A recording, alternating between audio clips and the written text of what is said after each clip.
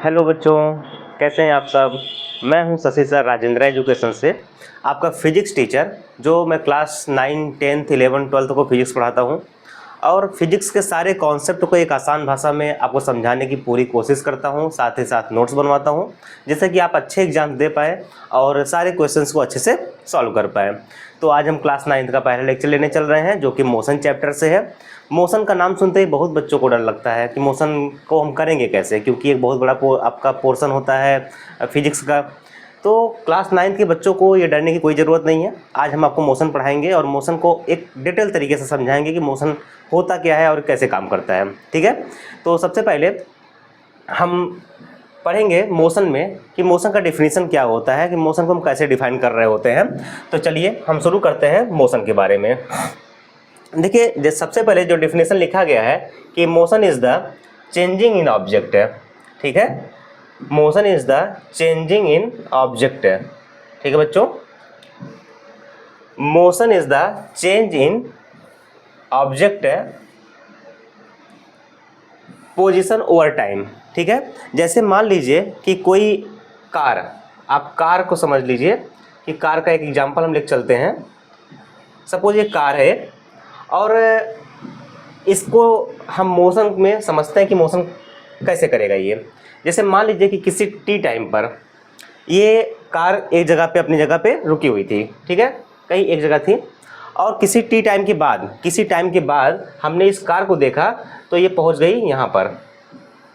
ठीक है, ये कार यहाँ पे पहुँच गई है, मतलब कि ये टाइम के साथ साथ अपने पोजीशन को लगातार बदल रही है।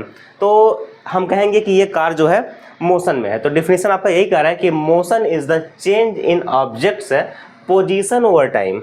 मतलब अब पहले जो है इसकी पोजीशन ए थी, अब बाद में पोजीशन इसकी क्या हो गई बच्चों, बी हो गई है।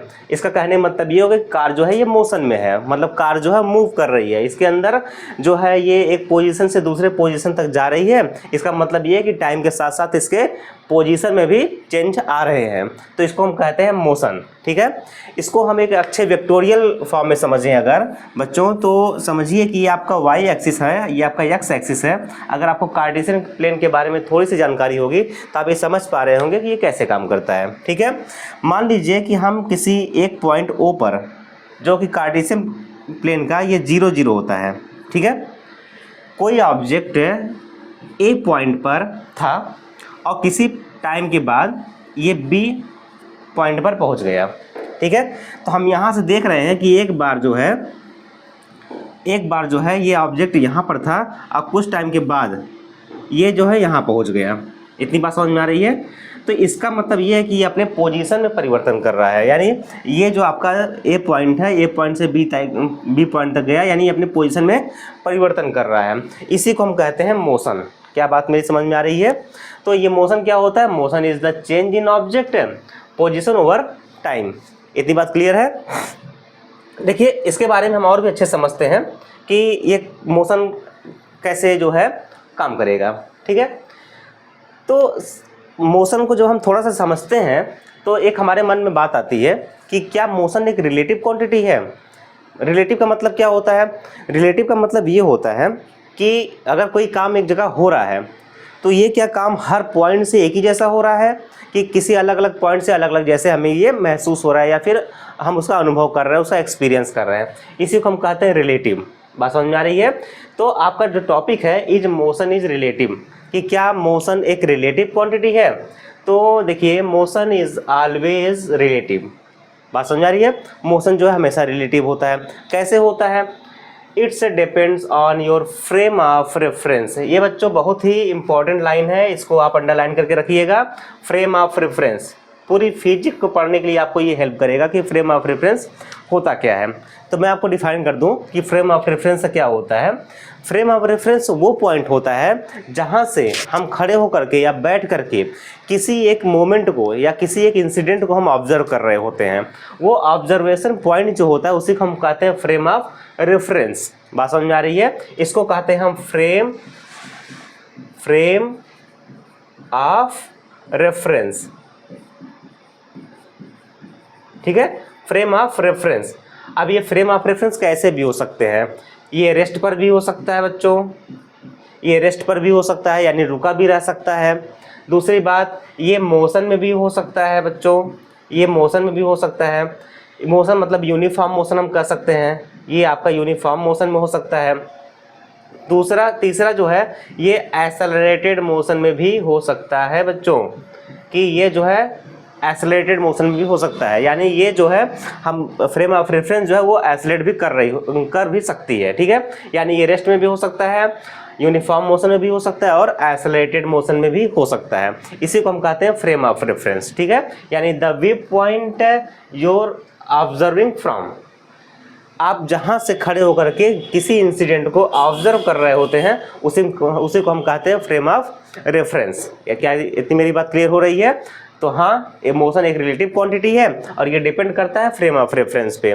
इसका मतलब देखिए कैसे हम कह सकते हैं, जैसे मान लीजिए कि आप किसी ट्रेन में जा रहे हो, ठीक है, स्टेशन से ट्रेन निकली और साथ ही साथ एक दूसरी ट्रेन भी आप ही की स्पीड से आप ही की डायरेक्शन में निकल रही है, और आप अगर ज़मीन को ना देखो तो आप अपने ट्रेन से दूसरे ट्रेन में बैठे हुए किसी भी व्यक्ति को देखते हो तो ऐसा लगेगा कि वो रुका हुआ है, ठीक है, और वो जब देखेगा आपको तो आपको लगेगा रुका हुआ है। लेकिन आप दूसरे सब विंडो साइड से देख रहे होंगे तो सारी चीज़ें आपको पीछे जाते हुए नजर आ रही होंगी, मतलब आपका जो फ्रेम ऑफ रेफरेंस है ना वो मूविंग है, आप मूव कर रहे हो। बात समझ आ रही है? और उसी ट्रेन के अंदर बाकी जो लोग बैठे हुए हैं वो आपको रेस्ट पर नजर आ रहे हैं। तो ये सारी चीज़ें फ्रेम ऑफ रेफरेंस के ऊपर डिपेंड करती है, इसलिए हम कहते हैं कि मोशन जो है एक रिलेटिव क्वांटिटी हो रही होती है। बात समझ में आ रही है इतनी? अब देखिए अगली है कि अर्थ मोशन को हम थोड़ा समझते हैं कि अर्थ की मूवमेंट कैसे हो रही होती है और अर्थ कैसे मोशन कर रहा होता है, ठीक है। तो देखिए, you feel still right now but earth is rotating 1670 kmph, ठीक है, ये kmph किलोमीटर पर आवर्स की स्पीड से हमारा अर्थ लगातार रोटेट कर रहा है, लेकिन पूरा अर्थ हमें एक रेस्ट पर नजर आता है, यानी हमें अर्थ रुका हुआ नजर आता है। ऐसा क्यों? क्योंकि हम अर्थ पे बैठे हुए हैं और अर्थ इतना बड़ा है और साथ ही साथ हम भी अर्थ के साथ साथ ही 1670 किलोमीटर प्रति घंटे की स्पीड से जो है हम रोटेट कर रहे हैं अपने एक एक्सिस पर, ठीक है। और साथ ही साथ orbiting the sun is 1,07,000 kilometer per hours, यानी 1,07,000 किलोमीटर पर आवर्स की स्पीड से हम अर्थ के वो सन का जो है ऑर्बिटिंग कर रहे हैं, यानी सन के चारों तरफ हम घूम रहे हैं। यानी जो है सन अगर हमारा यहाँ पे होता है बच्चों, हम इसके ऑर्बिट कर रहे होते हैं तो हमारा अर्थ है कि जो स्पीड हो रही होती है वो होती है 1,07,000 किलोमीटर पर घंटे की स्पीड से हमारा जो अर्थ होता है वो सन का एक रिवोल्यूशन कंप्लीट कर रहा होता है, यानी उसका रिवॉल्व कर रहा होता है। और साथ ही साथ अपने एक्सिस पर भी बच्चों 1670 किलोमीटर प्रति घंटे की स्पीड से वो घूम रही होती है, लेकिन पूरा का पूरा अर्थ हमें रेस्ट पर नजर आता है। उसका एक ही रीजन है, क्योंकि मोशन जो है एक रिलेटिव क्वांटिटी हो रही होती है। इतनी बात समझ में आ रही है? आगे हम थोड़ा देखते हैं कि टाइप्स ऑफ मोशन, ये जो है आपको शायद दिख नहीं रहा होगा। टाइप्स ऑफ मोशन मैं आपको पढ़ के सुना देता हूँ। रेक्टिलिनियर मोशन, मोशन 3 टाइप के हो रहे होते हैं। बेसिकली जो है मोशन 3 टाइप के हो रहे होते हैं। रेक्टिलिनियर मोशन, जिसको आप लीनियर मोशन बोल रहे होते हो। दूसरा होता है सर्कुलर मोशन, यानी अभी हम आपको एक एक करके सब समझाते हैं। और तीसरा होता है पीरियोडिक यानी ऑसिलेटरी मोशन। 3 टाइप के मोशंस को हम इसमें पढ़ेंगे और सारी चीज़ों को हम अच्छे से चलिए देखते हैं, ठीक है।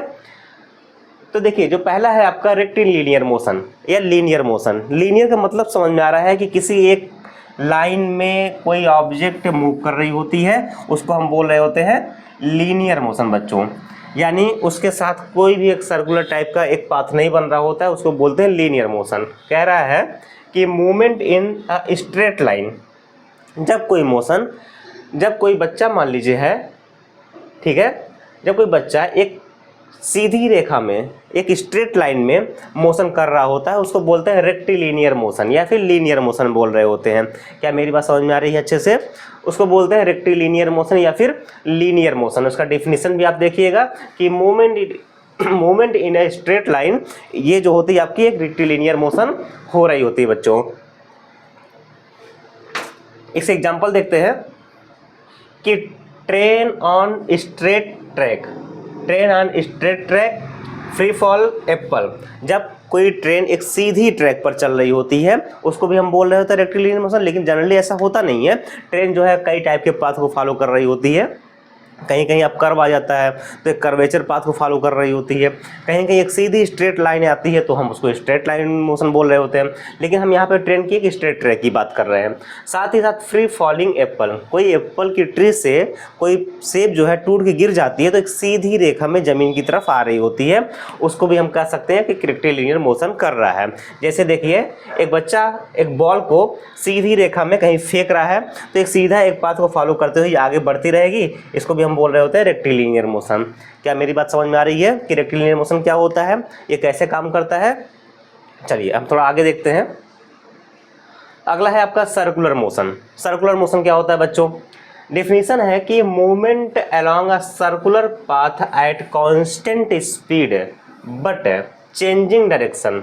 देखिए बच्चों कि एक सर्कुलर पार्क, मान लीजिए आप किसी पार्क में जाते हैं और पार्क के चारों तरफ एक गोलाकार रास्ता बना हुआ है और आप किसी गोलाकार रास्ते को फॉलो कर रहे होते हैं। मान लीजिए आप टहल रहे हैं, ठीक है, आप जो है टहल रहे हैं और किसी एक पार्क में टहल रहे हैं जिसका जो पाथ है वो सर्कुलर है, तो ऐसे मोशन को हम बोल रहे होते हैं सर्कुलर मोशन। क्योंकि सर्कुलर तो इसके पास एक सेंटर होगा, आपने सर्कल के बारे में पढ़ा होगा कि इसके पास एक सेंटर हो रहा होता है, उसके सेंटर से इनके बीच के जो डिस्टेंस उसको हम रेडियस बोल रहे होते हैं बच्चों।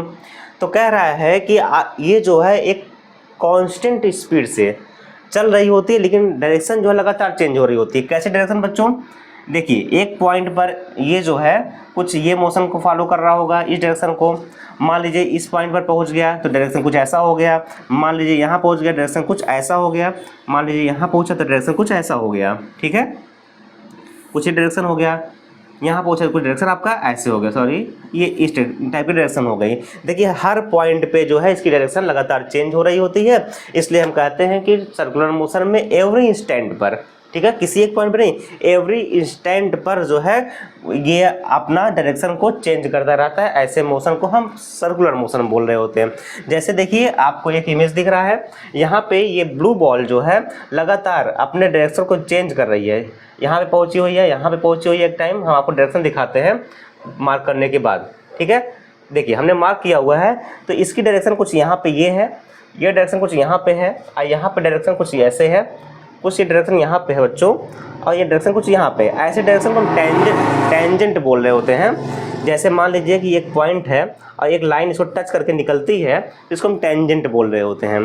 तो अगर कभी आपसे डायरेक्शन पूछा जाए कि डायरेक्शन कैसा होता है बच्चों सर्कुलर मोशन का, तो ये जो होता है टेंजेंशियल डायरेक्शन होता है बच्चों, टेंजेंशियल डायरेक्शन होता है, टेंजेंशियल डायरेक्शन होता है बच्चों।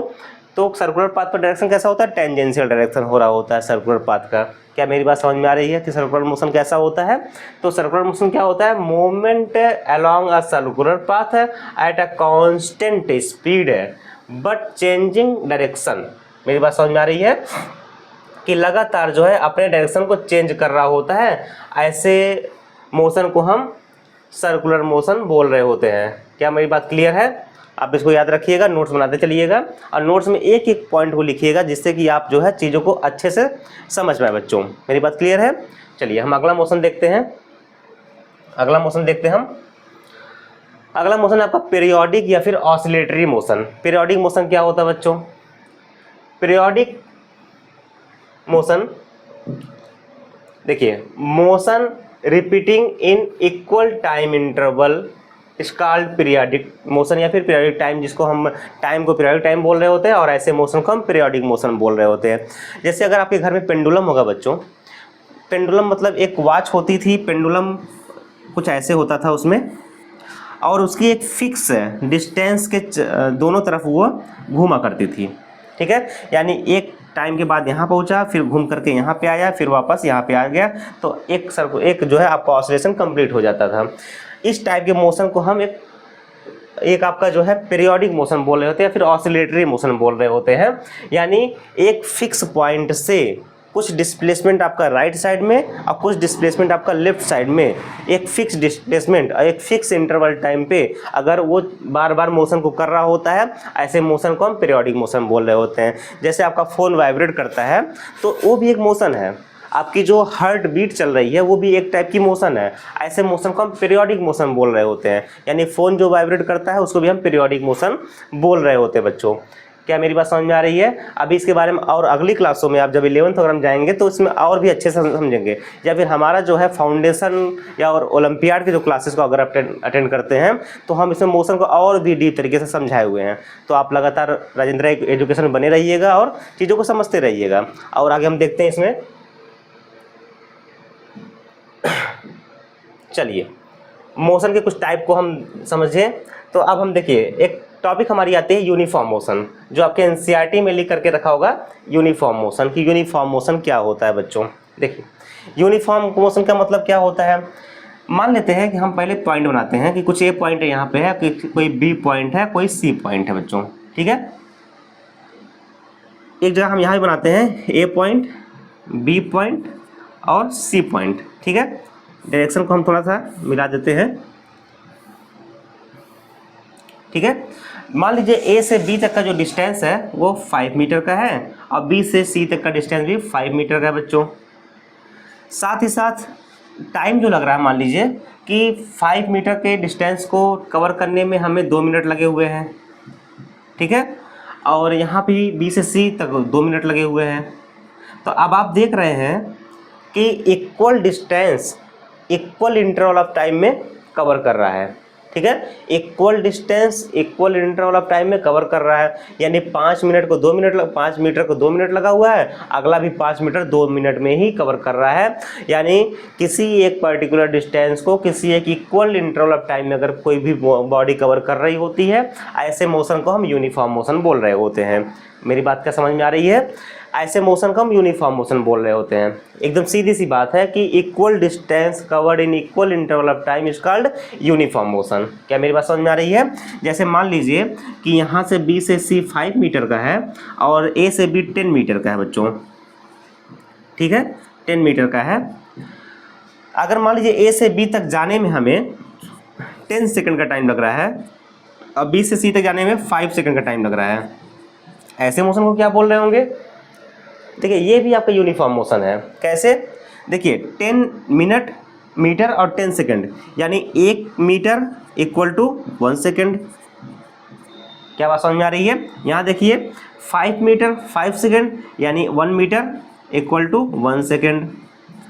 अब आप देख रहे हैं कि इक्वल डिस्टेंस इक्वल टाइम में यहाँ पे कवर हो रही है। इक्वल डिस्टेंस इक्वल टाइम में कवर हो रही है, ऐसे मोशन को हम यूनिफॉर्म मोशन बोलते हैं। क्या मेरी बात समझ में आ रही है? मान लीजिए आप अपने घर से निकले हुए हैं और कोचिंग तक जा रहे हैं या स्कूल तक जा रहे हैं। मान लीजिए कुछ एक 4 किलोमीटर 5 किलोमीटर का, मान लीजिए 5 किलोमीटर का ही डिस्टेंस आपका घर से स्कूल तक का है और आपको पर डे आधे घंटे लगते हैं जाने में, पर डे। यानी आप डेली क्या है, एक यूनिफॉर्म मोशन से घर से निकलते हैं और अपने स्कूल को पहुंचते हैं, यानी एक इक्वल इंटरवल ऑफ टाइम में इक्वल डिस्टेंस कवर कर रहे हैं। ऐसे मोशन को हम यूनिफॉर्म मोशन बोल रहे होते हैं बच्चों। क्या मेरी बात क्लियर है? अगला देखिए नॉन यूनिफॉर्म मोशन। सिंपल सी बात है, अगर equal distance equal interval of time में कवर हो रही है तो उसको हम यूनिफॉर्म मोशन बोल रहे होते हैं। नहीं तो अगर ए पॉइंट है यहाँ पे बी पॉइंट और सी पॉइंट, ठीक है। अब देखिए यहाँ पे 5 मीटर का वापस से और यहाँ पे भी 5 मीटर का वापस से। मान लीजिए ए से बी तक जाने में हमें कुल मिला करके पहले 10 सेकंड लगे हुए हैं, अब जो है 15 सेकंड लग गए, ठीक है। तो क्या आपको डिफरेंट नज़र आ रहा है कि 5 मीटर 10 सेकंड में गए हैं और 5 मीटर 15 सेकंड में गए हैं, यानी equal distance unequal interval of time में कवर हो रहा है बच्चों यहाँ पे। यानी क्या हो रहा है, इक्वल डिस्टेंस, ठीक है, अनइक्वल इंटरवल ऑफ टाइम, ठीक है। Equal distance unequal interval of time में कवर हो रहा है, इसलिए इसको हम क्या बोलेंगे बच्चों, non uniform motion. Non uniform motion, क्या मेरी बात समझ आ रही है? उसको बोलेंगे नॉन यूनिफॉर्म मोशन।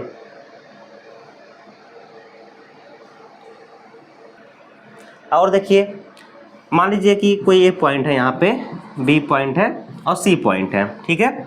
अब थोड़ा सा हम अलग एग्जाम्पल लेके देखते हैं कि मान लीजिए कि यहाँ पे आपका 10 मीटर का डिस्टेंस था, यहाँ पे आपका 5 मीटर का डिस्टेंस हो गया, ठीक है, 5 मीटर का डिस्टेंस हुआ।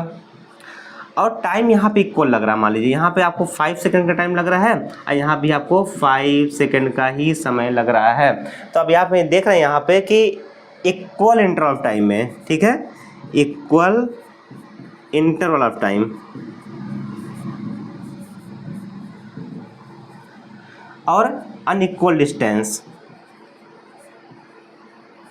अनइक्वल डिस्टेंस बच्चों। तो इस टाइप की भी मोशन को हम नॉन यूनिफॉर्म मोशन बोल रहे होते हैं, यानी इसको क्या बोलेंगे, नॉन यूनिफॉर्म मोशन, ठीक है, इसको हम क्या बोलेंगे, नॉन यूनिफॉर्म मोशन। क्या मेरी बात क्लियर है इतना? हम नॉन यूनिफॉर्म मोशन को दो तरीके से समझ लिए हैं कि इसको भी एक नॉन यूनिफॉर्म बोल रहे होंगे क्योंकि यहाँ पे equal distance unequal interval of time, और इसको बोलेंगे क्या, unequal distance equal interval of time में कवर कर रहे होंगे। ऐसे मोशन को हम नॉन यूनिफॉर्म मोशन बोल रहे होंगे बच्चों। क्या मेरी बात समझ में आ रही है? डिफिनेशन आप किसी भी तरीके से लिख सकते हैं, आपको डिफिनेशन दोनों वैलिड होगा। अगला देखिए, डिस्टेंस और डिस्प्लेसमेंट। बहुत बढ़िया, हमारी जो सबसे ज़्यादा इस चैप्टर की इम्पॉर्टेंट टॉपिक है डिस्टेंस और डिस्प्लेसमेंट। हमें इसको पहचानना आना चाहिए कि डिस्टेंस क्या होता है, डिस्प्लेसमेंट क्या होता है। आखिर में आ गई टॉपिक आ गई है। तो चलिए इसको हम समझते हैं कि डिस्टेंस और डिस्प्लेसमेंट क्या होता है, इसके क्या रिलेशंस हो रहे होते हैं, कैसे हम पहचानेंगे कि डिस्टेंस क्या होता है, डिस्प्लेसमेंट क्या होता है। डिस्टेंस के बारे में हम खूब बचपन से पढ़ते हुए आ रहे हैं कि डिस्टेंस कैसा होता है, कि हम कहीं गए हुए हैं तो जितना डिस्टेंस हमने कवर किया या जितनी दूर हम चल के गए हैं या जितने रास्ते की लंबाई थी वही हमारा डिस्टेंस हो जाया करता था। लेकिन एक नई टॉपिक या एक नया टर्म है जिसको हम डिस्प्लेसमेंट बोल रहे होते हैं, इसको हम कैसे डिफाइन करेंगे। आज हम दोनों को समझेंगे अच्छे से कि डिस्टेंस क्या होता है और डिस्प्लेसमेंट क्या होता है बच्चों, ठीक है। तो देखिए, मान लीजिए हम आपको समझाते हैं एक एग्जांपल लेकर के, समझिएगा अच्छे से कि मान लीजिए कि यहाँ पे आपका एक घर है, ठीक है, यहाँ पे आपका घर है और बीच में जो है एक बड़ा सा तालाब है, ठीक है, एक बड़ा सा तालाब है और यहाँ पे आपके किसी एक दोस्त का घर है, ठीक है, आपके किसी एक दोस्त का घर है। मान लेते हैं कि कोई ए पॉइंट है ये और कोई बी पॉइंट है। अब आपको पता है कि रास्ते तो इस तालाब के ऊपर से तो बनेंगे नहीं, तो रास्ते को बनाने के लिए हमें कुछ एक अलग रास्ते को बनाने पड़ेंगे। तो कुछ मान लीजिए रास्ते जो बने हुए हैं कुछ ऐसे बने हुए हैं, ये जो रास्ते बने हुए हैं बच्चों कुछ ऐसे बने हुए हैं, ठीक है। कोई एक सी पॉइंट से होकर के एक रास्ता जा रहा है, ध्यान से समझिएगा। अब देखिए, अगर आपको आपके दोस्त के घर जाना है तो आप क्या करोगे, इस रास्ते से घूमते हुए जाओगे और अपने दोस्त के घर पे पहुंच जाओगे। बात समझ में आ रही है? लेकिन अगर मान लीजिए आपका दोस्त थोड़ा सा बहुत खेलने कूदने वाला है, उसको स्विमिंग वगैरह आती है और वो थोड़ा आलसी भी टाइप का लेकिन है, वो चाहता है कि हम क्यों इस रास्ते से जाएँ, उसे स्विमिंग आती है, तो क्या करेगा, वो सीधा तालाब में जाएगा और तालाब में से स्विमिंग करते हुए आपके पास तक पहुँच जाएगा आपके पास तक पहुंच जाएगा। तो हम इसको सीधी लाइन बनाते हैं, आपके पास तक जो है पहुंच जाएगा, जैसे ये सीधी स्विम करते हुए आपके पास तक पहुंच गया। क्या मेरी बात समझ में आ रही है? थोड़ा समझिएगा इसको अच्छे से, अंतर क्या होता है दोनों में। देखिए, एक बार आप यहाँ से घूम करके गए, एक बार दोस्त जो है आपका सीधी स्विमिंग करते हुए आपके घर तक पहुँच गया। दो टाइप की बातें हो गई। तो आप जो है ए से सी होते हुए जो बी पॉइंट तक गए हो, यानी ए से सी होते हुए जो आप बी पॉइंट तक गए हो, ऐसे रास्ते को हम डिस्टेंस बोल रहे होते हैं। ऐसे रास्ते को हम डिस्टेंस बोलते हैं, ठीक है, ऐसे रास्ते को हम डिस्टेंस बोलते हैं। ये तो बात समझ में आ रही है। डिफिनीशन कैसा लिखते हैं हम? तो डिफिनीशन बच्चों देखो कैसा लिखते हैं। डिफिनीशन लिखते हैं कि एक्चुअल पाथ कवर्ड बाई, आप कह सकते हैं, अगर हम आपके बारे में बात करें या किसी बॉडी के बारे में बात कर रहे होते हैं, किसी ऑब्जेक्ट के बारे में बात कर रहे होते हैं, actual path covered by any body या any object is called distance. क्या बात समझ में आ रही है? Actual path covered by any body या any particle is called distance, यानी actual path covered by any body या any part is called distance. क्या मेरी बात समझ में आ रही है? Actual path is covered by any body और any particle is called distance. लेकिन अगर आपके दोस्त के बारे में बात कही जाए, अगर आपके दोस्त के बारे में बात कही जाए तो इसने सीधे बी से लेकर के बिना ए हुए, बिना सी होते हुए ए तक पहुंच गया। ऐसे रास्ते को जो किसी दो पॉइंट के सबसे शॉर्टेस्ट पाथ हो, यानी उससे नज़दीक कोई रास्ता हो ही ना सके, सबसे शॉर्टेस्ट पाथ है, यानी क्या लिखेंगे हम? Shortest path between any two point is called displacement. ठीक है, एक shortest path between any two point is called displacement और actual path covered by any particle is called distance. बात समझ में आ रही है कि ऐसा कोई रास्ता जो किसी दो पॉइंट के बीच सबसे छोटा रास्ता हो, उससे छोटा कोई हो नहीं सके, और वो रास्ता क्या होता है? एक स्ट्रेट लाइन हो रही होती है, यानी एक स्ट्रेट लाइन हो रही होती है। ऐसे रास्ते को हम क्या बोलते हैं? डिस्प्लेसमेंट बोलते हैं। और actual path covered by any particle और any body is called distance हो रहा होता है। क्या मेरी बात समझ में आ रही है? अच्छे समझ में आ रही है? डिस्टेंस को हम छोटे डी से डिनोट करते हैं, डिस्टेंस को हम छोटे डी से करते हैं, और वहीं डिस्प्लेसमेंट को हम छोटे एस से आप कर सकते हैं। ठीक है, स्मॉल एक्स से। कहीं कहीं आप एक्स भी देखोगे बच्चों, तो इसलिए घबराना नहीं है, हम आपको सारी चीज़ें बताएंगे। कहीं कहीं आप जो है स्मॉल एक्स भी देख रहे होंगे, और लेकिन डिस्प्लेसमेंट को हम, डिस्टेंस को हम स्मॉल डी से डिनोट कर रहे होंगे। बात समझ में आ रही है? तो एक छोटी सी बात आप थोड़ा सा ध्यान दीजिएगा इस पर, जो इसका एक रिलेशन होता है, डिस्प्लेसमेंट और डिस्टेंस का जो रिलेशन होता है, डिस्टेंस और डिस्प्लेसमेंट का रिलेशन हम लिखते हैं कि distance is greater than or equal to displacement.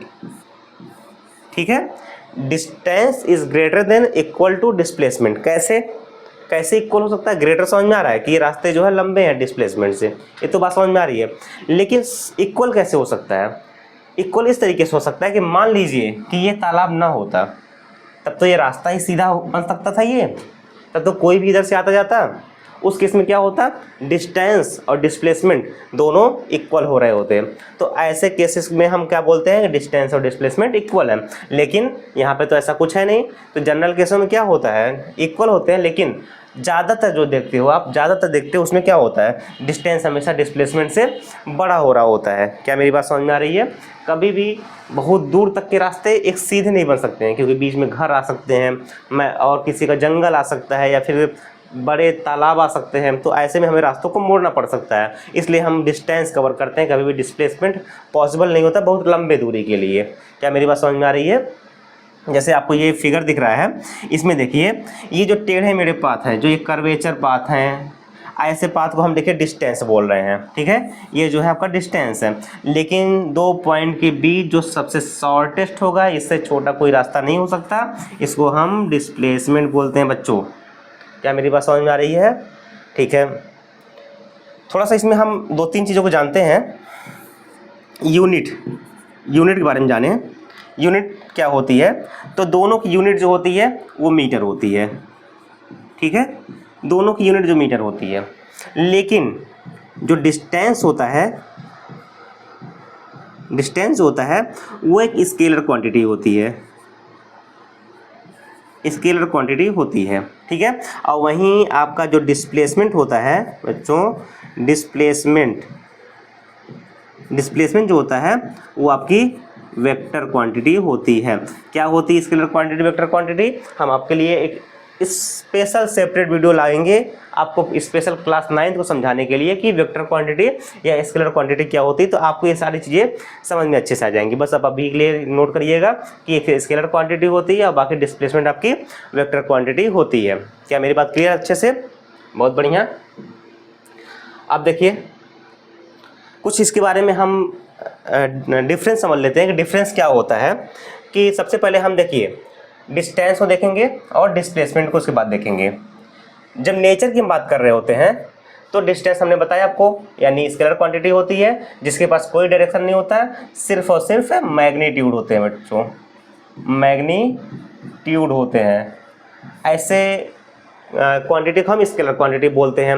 Vector में डायरेक्शन भी मैटर करता है, मैग्नीट्यूड तो करता ही है बच्चों, ये मैग्नीट्यूड तो करता ही है, साथ ही साथ डायरेक्शन भी मैटर कर रहा होता है, तो उसको हम डिस्प्लेसमेंट बोल रहे होते हैं। ठीक है, पाथ कैसा होता है, तो टोटल ग्राउंड कवर यानी टोटल पाथ कवर कह सकते हैं, कुल रास्तों की जो लंबाई होती है उसको हम डिस्टेंस बोलते हैं। स्ट्रेट लाइन हमने आपको बताया था ना कि स्टार्ट टू एंड, जहाँ से स्टार्ट कर रहे हैं जहाँ पे रुक रहे हैं उनके बीच जो सीधी एक रेखा होती है, एक स्ट्रेट लाइन होती है, उसको हम डिस्प्लेसमेंट बोलते हैं बच्चों। कैन बी जीरो, हाँ डिस्टेंस कभी भी जीरो नहीं हो सकता, लेकिन डिस्प्लेसमेंट जीरो हो सकता है। कैसे होता है हम इस चैप्टर में आगे चल के अच्छे से देख रहे होंगे। क्या मेरी बात समझ में आ रही है?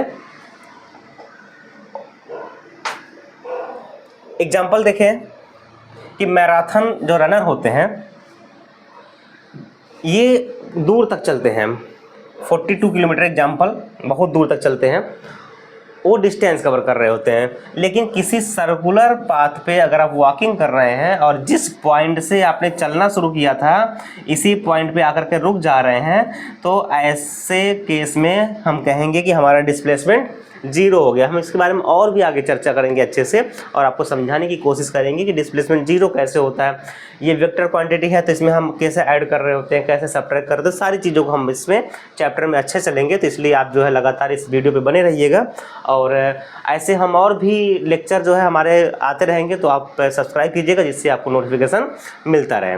ठीक है, आगे हम देखते हैं। चलिए क्वेश्चन हमारा आ गया, बहुत बढ़िया। जितना हमने पढ़े उसमें कुछ क्वेश्चंस को हम देख लेते हैं। कह रहा है कि a car move 5 kilometer east. हम देखिए इसको समझाने के लिए आपको डायरेक्शन डिफाइन कर लें। ये आपका ईस्ट, हम ये नॉर्थ, वेस्ट और ये साउथ, सबको पता होगा ये डायरेक्शन हमारा कुछ ऐसे बन रहा होता है। अब हम क्वेश्चन पढ़ते हैं कि a car move 5 kilometer east then 3 kilometer north, calculate. बहुत बढ़िया, कोई एक पॉइंट बनाइए। बेहतर ये है कि ऐसे टाइप के क्वेश्चंस को आप बच्चों ऐसे सॉल्व करना, हम आपको सबसे सरल तरीका और हमेशा काम वाला तरीका बता रहे हैं। एक कार्टेशियन प्लेन बनाना, ठीक है। ये पॉइंट क्या हो गया आपका बच्चों, 0 0, ठीक है। कार्टेशियन प्लेन हो गया, वाई एक्सिस, एक्स एक्सिस, इतना तो आपको पता है। चलिए अब देखिएगा हम हमने ऐसा क्यों बनाया।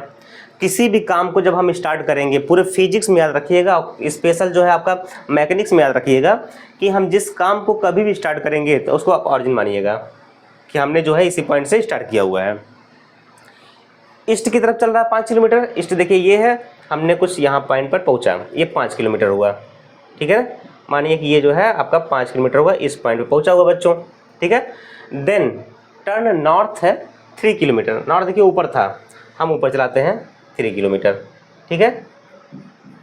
अब हमसे पूछ रहा है क्या, पहला क्या पूछ रहा है बच्चों, टोटल डिस्टेंस ट्रेवल। बहुत बढ़िया, actual path covered by any particle is called distance, यही होता है। तो एक्चुअल पाथ यहाँ से गया, ये ए पॉइंट है कोई, ये बी पॉइंट मान लीजिए, ठीक है, ये ओ पॉइंट है। तो डिस्टेंस क्या हो जाएगा बच्चों, ओ ए और प्लस ए बी, ठीक है। मैं आपको यही सॉल्व कर देता हूँ एक लाइन में, सिंगल लाइन सॉल्यूशन इसको बोल सकते हैं हम। 5 किलोमीटर ओ ए है और plus 3 kilometer equal to 8 kilometer बच्चों।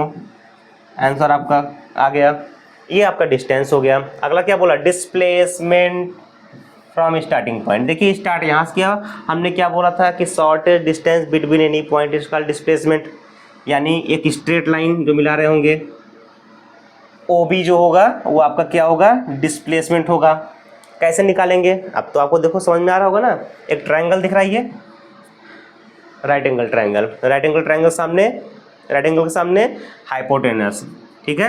यानी नीचे क्या हो गया, बेस हो गया। ये क्या हो गया आपका, क्या हो गया बच्चों, ये आपका ये हाइट हो गया, ठीक है। हम क्या करेंगे, 5 किलोमीटर ईस्ट और फिर नॉर्थ, ठीक है।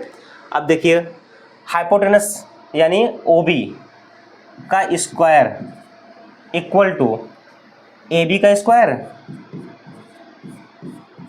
और प्लस ओ ए का स्क्वायर, ठीक है। चलिए बहुत बढ़िया, सॉल्व करते हैं। 5 का स्क्वायर और प्लस क्या होगा बच्चों 3 का स्क्वायर, 25 और प्लस 9 इक्वल टू 34 OB का स्क्वायर, और OB बराबर क्या हो जाएगा √34 मीटर। ये आपका क्या होगा बच्चों डिस्प्लेसमेंट हो गया।